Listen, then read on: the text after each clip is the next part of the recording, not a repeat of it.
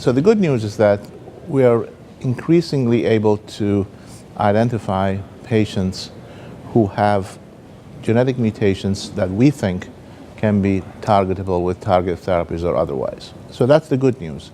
We're increasingly able to find mutations such as the DNA repair gene mutations that may be targeted by certain types of chemotherapy like platinum compounds or by drugs like PARP inhibitors.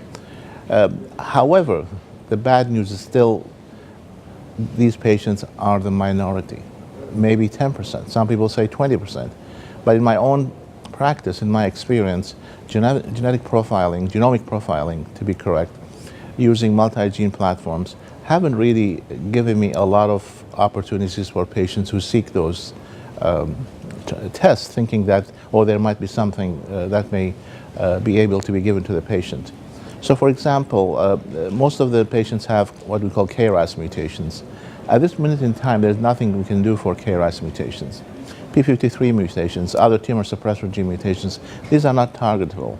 The only targetable ones may be the DNA repair pathway mutations, BRCA1, BRCA2, ATM, PALB2.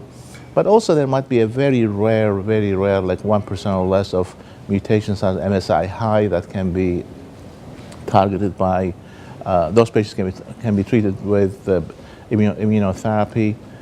There might be a very rare occasional NTRK mutation that can be targeted with a newly approved drug by the FDA. But otherwise, it's not really that helpful for the patients.